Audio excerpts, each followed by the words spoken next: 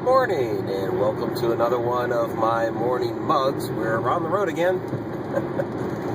That usually seems to be the case. I know on Friday we had the one where I was making pancakes, and I guess it made a few people hungry. So, yeah, my mug of choice this morning, again, is the double shot. And I think it's just been the time change. It's been easier to grab a double shot, and I am still struggling. I don't know what they think about this whole spring forward thing. It's more like stumble forward for me. I do not get back on track with time and all of that for quite a while after the time change. It always messes me up. Now in the fall, when they do it the other way, the fall back, I'm fine with that. And I seem to work better on standard time. Daylight time, I don't know. I mean, I guess once it gets toward the summer and all of that, it's a little bit better for me. But when that change is first made, it is a long time before I can get back on track. It's kind of crazy. It's just that's the way I work. So that's why I just, when it comes to the time change stuff, I'm just like, forget it. You don't need it. People, try to say all this, this, that, and the other thing about, energy and all that. It's, you end up with more light during the summer anyway, because there's more daylight hours. Whichever way you cut it, we end up with the same amount of daylight hours anyway. You're just moving where that is. You can't change how long the sun is out every day. If it's going to be out 12 hours that day, it's going to be out 12 hours that day. You're not changing that. You're just changing where the clock is. In any case, I don't want to rant about time change this morning. That's not why I popped on the old camera on the phone. No, we watched a couple movies this weekend. One of them was Rocky, Rocky 2 is my all-time favorite movie.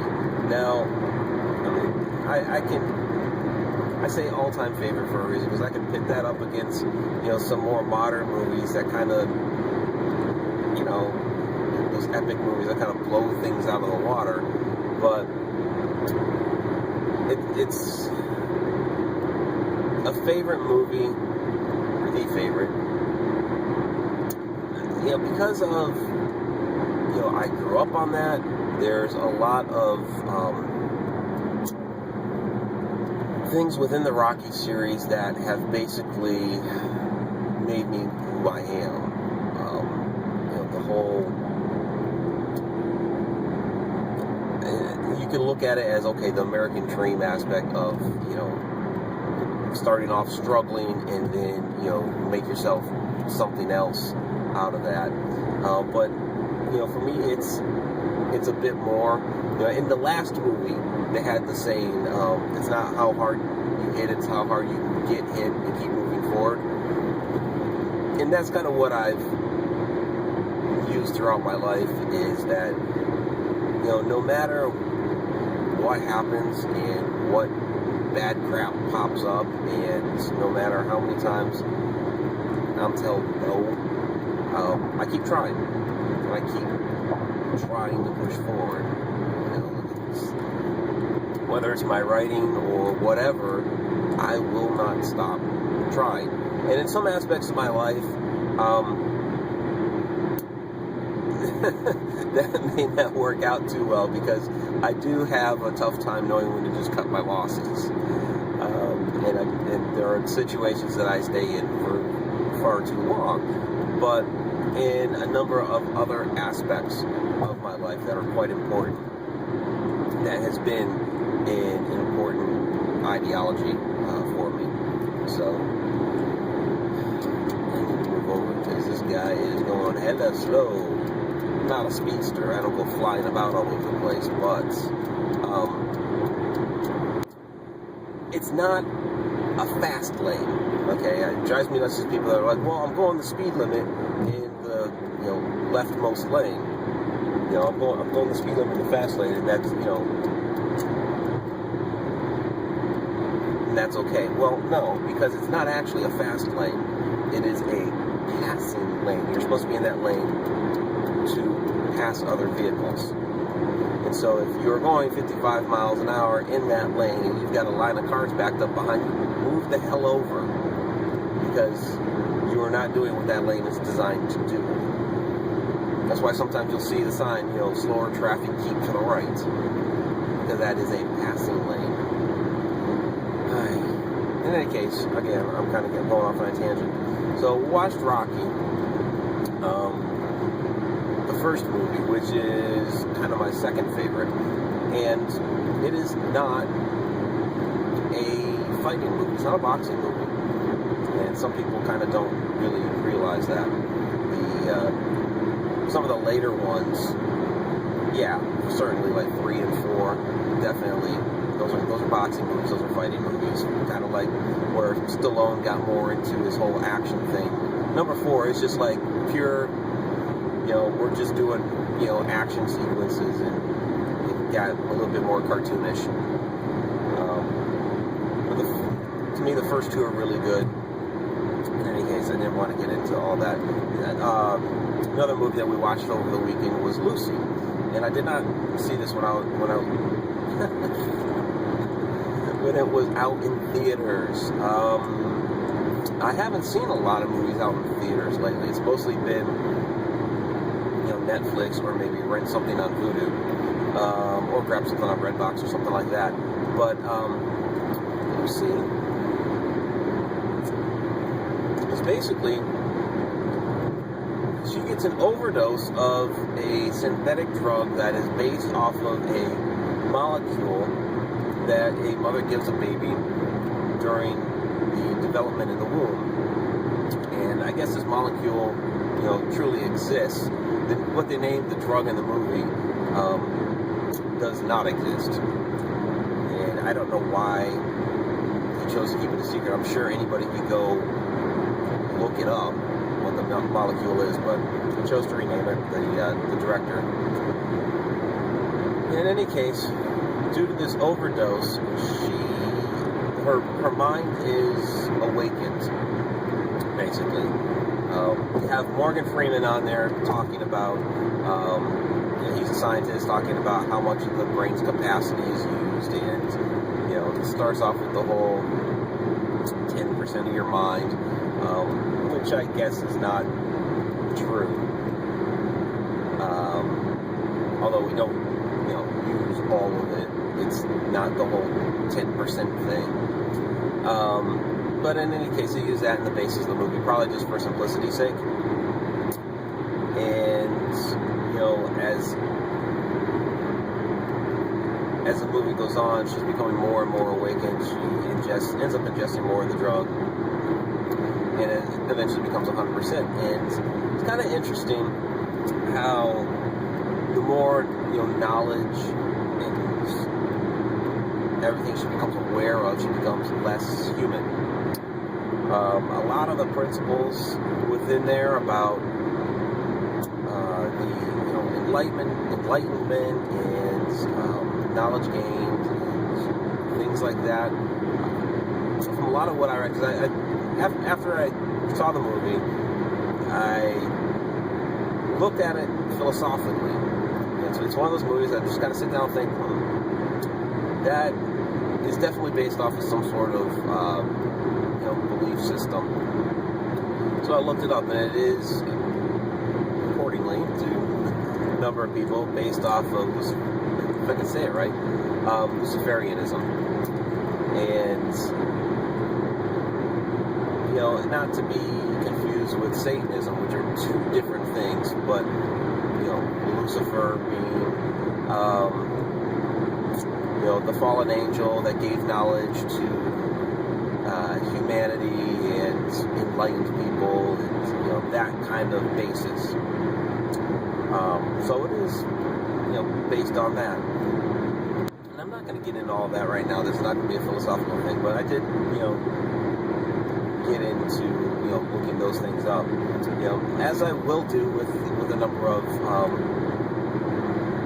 movies or books that I read that, I will not take something like that at face value and say, okay, well, that's the way it was in the movie, so that's apparently the way it is now.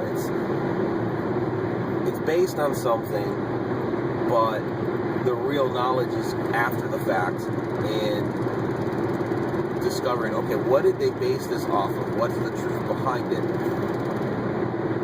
Kind of like, I don't know, take something like Da Vinci Code or something like that, where, okay, they included, some different history. They talked about some different ancient texts and things like that. Let's look those things up. They talked about some different gospels that weren't, published in the Bible. Well, what are those, gospels? So I looked them up, and I don't want to get into all Da Vinci Code stuff. That's probably a topic for another time. But I won't just sit there and take, okay, what's in a movie, and that's going to be what I base facts and opinions and stuff off of. No. So, what I wanted this little conversation to be about was one of the principles within that movie, and within that, I guess, ideology of taking the knowledge that you've gained and passing it on. That's basically what Lucy does. And I don't want to give away too many spoilers or anything like that. I guess I'll put a spoiler alert, at the bottom. But it comes to a point where she has to pass on the information. That's kind of what Morgan Freeman, as a scientist, talks about. Is Scarlett Johansson. That's the main character. That's Lucy. But Morgan Freeman's character, the scientist, talks about a lot of how throughout history and time and evolution and all of that each generation is passing on and passing on and passing on its knowledge, and even down to a cellular level, one cell passing on knowledge to a second cell to keep the species going.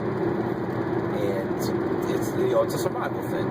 You're going to pass on to your young what you know, so that they have that knowledge for the future, so that they can make their decisions and they can survive and all of that.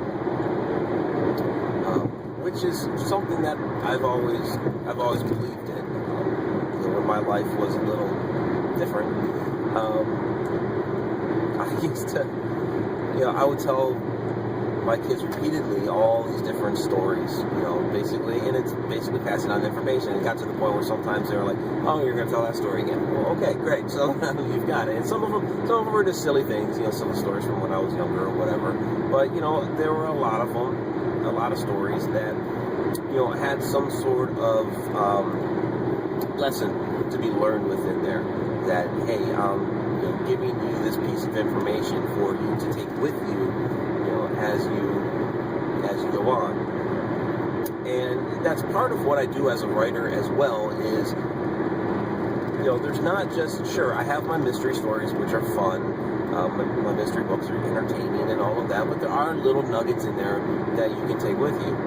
As far as like all the ghost stuff, all the ghost stories, again, there are nuggets within there to take with you. There are things to be learned. I don't have like a particular message that I'm trying to hammer home or whatever, but there are little nuggets that you can take out of there with you, and depending on what it is that I'm talking about or what I'm writing about, that can be different things. And, I had an interview last night for internet radio station, and one of the things that I talked about, and I talk about a lot when I'm talking about the paranormal, is that these entities that we're interacting with, we go to a haunted location, and there's somebody or something there that we're interacting with, and we're trying to find out what it's all about, who this person is, and all of that. Well, I go into that location with knowledge of that location and who was there, who lived there, who was on the property, what the house or building or whatever, what its function was, and maybe that function changed throughout the years. And so I respect who's actually there. I'll walk into a haunted location doing an investigation. I will introduce myself. Hi, I'm Mike. How you doing? Hold up my hand to shake an invisible hand, essentially, because you would not just walk into somebody's house, open up the door and say, "Hey, turn on a light, and, make a noise, and kick me or whatever," which is what you see a lot of these shows and teams and things like that do. It's like they're not respecting that these were actually people, they actually lived there. This was their home, So that's something that I try to pass on when I do my different interviews and things like that. It's like I'm trying to, remind people, respect who was there. And they were humans too once. So, I guess that's kind of my point of this, was that that movie kind of reminded me of one of my purposes of being here, I believe, is to acquire knowledge of different things to pass on to the next generation, whether that be to my children or to other people, because that's one of the reasons for writing is, sure, there's an entertaining aspect to it that somebody can kick back and just have that escapism for a little while, but I want people to be able to take something away with that as well. That it's not just junk food writing where you're getting a fix for a few minutes and then you're done. I want people to be able to take something away with it as well and be able to pass something on. So that's it. that's what I wanted to talk about. It took me I guess 17 minutes to get there. So this one ran a little bit longer. I'm trying not to let these run too long and drag out. So let me know what you think about the timing of some of these vlogs, because I know I've seen a number of them online that seem to run really long, and at some point they tend to get a little boring, and I don't want to bore people with these. A lot of you have told me that you like me doing these, and there's been a lot of great back and forth commentary, which I really appreciate. So let me know what you think. If you have some thoughts or whatever, please leave a comment below.